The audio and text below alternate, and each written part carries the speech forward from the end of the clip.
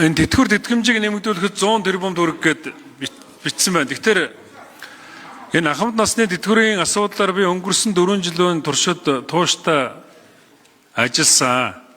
Тэгээ энэ хүрээнд тэтгэврийг индексжүүлэх тухай хуулийг өргөн барьж өнгөрсөн жилийн төсвийн хуультай миний тэтгэврийг индексжүүлэх хууль одоо хамтдагхан хэлцэгдэж батлагдаж үүний үр дүнд жил болгон инфляц хэдэн хувьтай байна тэр хувиар тэтгэвэр нэмэгдэх энэ одоо хууль хэрэгжиж эхэлж байгаа. Өнгөрсөн жил хэдийгээр одоо 10 орчим хувийн инфляцтай байсан ч гэсэн засгийн газар 6 хувиар тэтгэвэр нэмсэн. Энэ жил бол ер нь бол оны эцсийн оцсээр бол 10.3% инфляцтай гарах ёстой.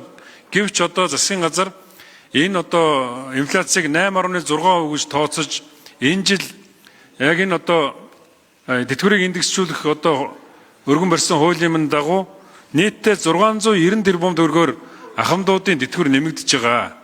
Тийм учраас одоо ер нь бол их хурлын гишүүд нэг тэтгэврийг сая 500 мянга болгоё гэж янз янзын ярихад тэгсэн мөртлөө үр дүн байхгүй. Харин энэний оронд тэтгэврийг индексжүүлэх одоо хууль бол жил болгон хэрэгжиж явдаг. Үүний үр дүнд одоо ахмадуудын тэтгэвэр жил болгон нэмэгддэг болж байгаа шүү. Тэгэхээр ер нь бол энэ углуур гарган асуудлыг шийдээд ингэж явах нь илүү зүйтэй. Бусдаар нэг төсөв болохдоор л нэг ахмадын тэтгэврийг нэмнэ гэж ярьчаад ямар ч үр дүнгүй байдаг ийм зүйл байж болохгүй. Тэгэхээр жил болгон миний өргөн барьж батлуулсан тэтгэврийг индексжүүлэх тухай хууль хэрэгжиж явна. Тэгээ энэ дээр бол манай өнгөрсөн жил сангийн сайд Жавхлан бас энэ дээр нэлээд саналыг минь сонсож төсвийн хуулиар хамтхан хэлцүүлсэнд бас тань талархал илэрхийлье.